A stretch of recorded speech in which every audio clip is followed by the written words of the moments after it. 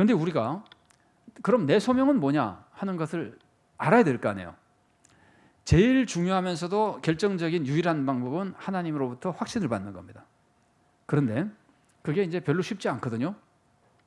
그래서 이거는 제가 알기로는 스펄전 목사님이 누가 왔을 때 상담하다가 해준 얘기라 그러는데, 소명이 뭔지를 알고 싶어 하니까 소명이 뭔지 알려면 우선 하고 싶은 거냐고 생각해 보라는 거예요. 내가 하고 싶은 것이냐. 아까 제가 말씀드렸죠. 하고 싶은 거 하라 시키라 그러는데 내가 하고 싶은 것이냐 하는 것을 생각해 볼 필요가 있어요. 왜냐하면 하나님이 소명을 주셨다고 생각해 보세요. 하나님이 소명을 주신 것이라면은 하나님이 하고 싶은 마음 같은 걸 가지고 주실 거 아니에요. 그래서 내가 이거 하고 싶은 것이냐 하고 싶지 않은 것이냐가 소명이냐 아니냐를 판단하는 중요한 기준이 될 수 있습니다. 그러나 절대적인 기준은 아닙니다. 왜냐하면 어렸을 때는 다 노는 걸 하고 싶어 해요. 컴퓨터 게임을 다 하고 싶어 할지 모르지만 그게 그 사람의 소명은 아닐 거예요. 그런 사람도 있으나 대부분 아닐 거예요. 그러니까 하고 싶다고 다 소명은 아니지만 최소한 하고 싶은 마음이 있는 거는 좀 소명에 참고가 된다는 것이고, 두 번째는 그걸 하면 내가 기쁜가? 그걸 하면 내가 기쁘고 보람이 넘치는가? 여러분 그 직업 다른 사람 생업을 이렇게 보면서 어떻게 저 사람은 저걸 하면서 먹고 살까 그런 생각 해본 적 없어요? 있어요? 얘기는 하지 맙시다. 어떤지 서로 조금 그럴 수도 있으니까. 그러나 우리 생각에는 저런 걸 하고 먹고 사람이 저런 걸 하면서 평생 저런 걸 하고 싶을까 하는 생각이 드나 그 사람은 그게 행복한 거거든요. 이건 좀 나쁜 뜻은 아니고 비하려는 건 아니니까. 젊은 사람들 중에 꿈이 백댄서가 그렇게 많다 그래요. 전에 언제 한번 기사를 보니까 저는 백댄서가 꿈인 건 조금 이해가 안 돼요. 왜냐하면 자기가 리드싱어라 그러면 좀 이해가 되는데, 앞에서 막 폼 잡는 사람이면 되는데 뒤에서 백댄서를 하는 거가 그렇게 멋있어가지고 하고 싶던 젊은이들이 많다는 거예요. 전혀 남들이 뭐라 그럴 수 없어요. 그 사람의 소명일 수 있어요. 세상을 아름답게 만들고 싶은 소명일 수 있어요. 근데 그거 말고도 우리가 볼 때 그러면 우리가 볼 때 저건 참 가치가 있어 보이지 않는다 그러면 나는 그거 소명이 아닌 거예요. 그러나 당사자로서는 그 일이 가치가 있어야 됩니다. 무슨 일을 하든. 컴퓨터 게임이 왜 소명이 아니냐면은 컴퓨터 게임 하고 나면 나중에 기분이 좋은 게 아니라 시간이 아깝고 막 속이 상하고 그러면은 소명이 아닌 거예요. 근데 하면 할수록 신나고 즐겁고 보람의 기쁨이 넘치면은 소명일 수도 있어요. 그죠? 그러니까 이게 내가 하고 싶은 것인가 하고 그걸 하면은 기쁨과가 같이 있어야 되는 겁니다. 보람이 느껴지는가. 그리고 또 하나는 내가 잘할 수 있는가. 하나님이 소명을 주셨으면은 하나님은 반드시 거기에 대한 달란트를 주셨음에 틀림없습니다. 그러지 않으실 리가 없으니 하나님께서. 그러니까 그 일을 내가 소명을 받은 거라면은 내가 잘할 수 있어야 됩니다. 근데 이거는 오해하시면 안 되는 게 남보다 잘할 필요는 없어요.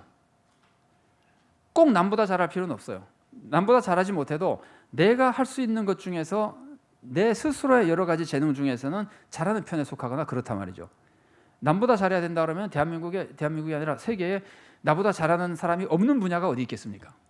아무것도 소명이 아니에요? 그렇지 않습니다. 남보다 더 잘해야 되는 건 아닙니다. 수많은 피아니스트가 있지만 그중에서 탑 클래스 10%만 소명이 있는 거 아닙니다.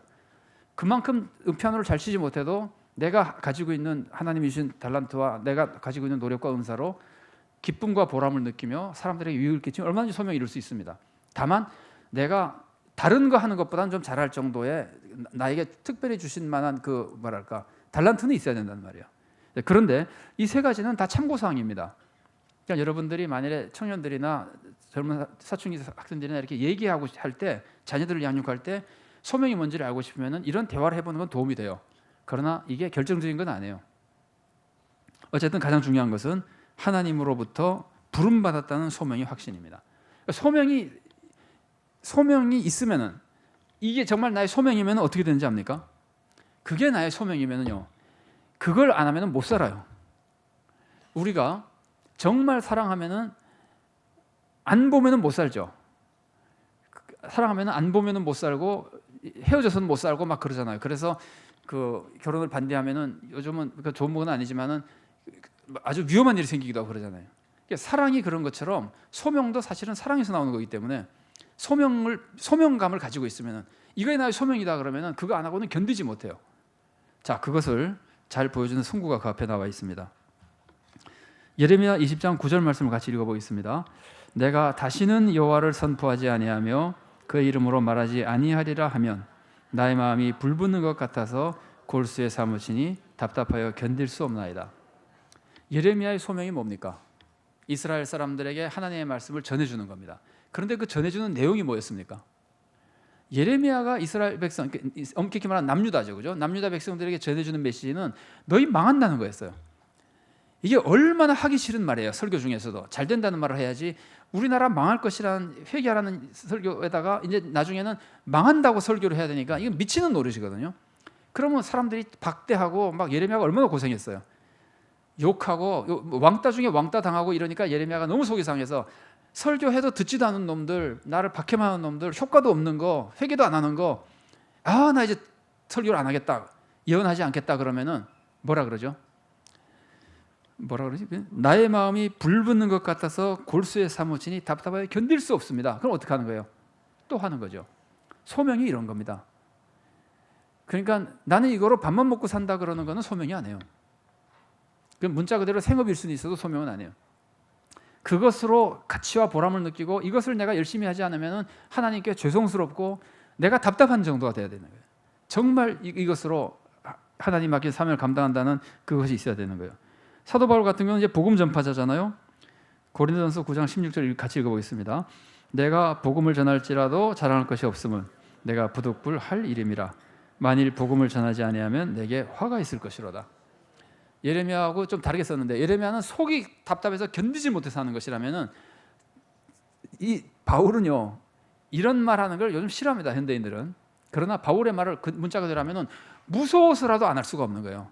이거 소명 감당하지 못했다가 하나님으로부터 무서운 벌이 임할 것 같다. 이 잘못하면 천국도 못 가는 겁니다. 아까 우리가 읽은 대로 달란트 비유처럼.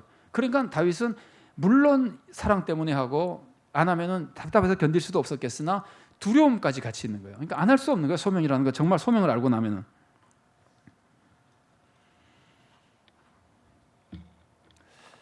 여러분 어떻습니까? 여러분 생업에 대해서 이런 마음이 좀 있습니까? 아, 이거 어떻게 하면 좀 먹고 살 만큼 돈 빨리 못 버나? 돈만 딱 먹고 살 만큼 벌면 다 때려 집어치울 텐데. 그런 마음 있으십니까? 막 지금 그런 생각이 들지도 몰라도 만일에 정말 그랬는데 그 일이 했던 것이 너무나 그립고 다시 하고 싶어진다면 소명이 맞고, 이제 정말 그런 마음으로만 한다 그러면은 좀 문제가 있어요. 학생이 쉬는 것만, 노는 것만 계속 좋아할 수는 없잖아요. 아까 제가 말씀드린 대로 노는 걸 아무리 좋아해도 학교 그만두라 그러면 다 싫어하는 것처럼 정말 그 힘들어서 그런 말은 해도 진짜 본심은 여기에서 가치와 보람을 느끼는 거. 근데 재밌는 거는 가치와 보람이 없어서 못 느끼는 게 아니고요. 있는데 내가 못 찾아서 못 느끼는 경우가 많습니다. 내가 초점을, 내가 생업을 가지고 일을 하면서 초점을 돈 버는 데 초점을 갖추면은 돈을 못 벌 때는 가치를 잘 못 느끼는 거예요. 그런데 초점을 돈에다 맞추지 말고 이것으로 내가 하나님의 영광을 위해서 무엇을 하느냐에 초점을 맞추면 달라진다는 말이죠. 여러분 예를 들어서 목사, 여러분 직업이 아니니까 여러분 편하죠, 그죠? 목사의 예를 들면은 목사가 그 숫자가 얼마 차야 된다든지 교회가 이런 사업을 해야 된다든지 외형에 딱 목표를 두고 나면은 교회가 그렇게 커지지 않고 헌금이 많이 나오지 않으면은 그걸로 인해서 자꾸 좌절감이 생기는 거예요. 그런데 하나님이 나에게 맡기신 일은 그걸로 인해서 무슨 일을 하는 것이 아니라 우선 생명부터 구원하는 거잖아요.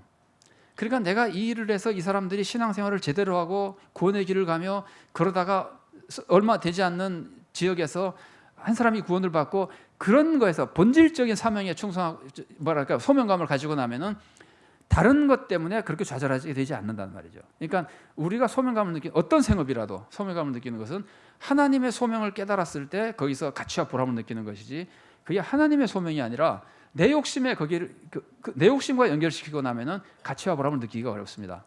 그러면은 뭐라 그럴까요? 어떻게 하면 좀 이거 안 하고도 먹고 살 수 있을까 이런 생각만 하게 되는 거예요. 그건 굉장히 비극적인 겁니다. 생각해 보세요. 우리가 이제 직장 가진 사람 입장에서 생각해 보세요. 우리가 시간을 제일 많이 보내는 곳이 어디입니까? 우리 평생에 제일 많이 하는 일이 뭡니까? 생업이잖아요. 제일 시간 많이 보내는 게 그거잖아요. 그런데 그것 자체가 보람이 없고 하나님의 일이 아니라면 내 인생이 하나님의 자녀의 인생이라고 볼 수 있습니까? 그러니까 생업 자체가 하나님의 일이어야 내 인생이 하나님의 자녀의 삶이 되는 거예요. 그러니까 생업에서 우리가 그거를 더 많이 느낄수록 우리가 행복한 신앙인이 되는 거예요. 그 삶 자체가 전체가 그냥 하나님을 섬기는 일이 되는 거니까. 그래서 이 생업은 충성하는 것도 중요하지만 소명감을 가지고 그 가치를 느끼면서 하는 것이 굉장히 우리에게 중요한 겁니다.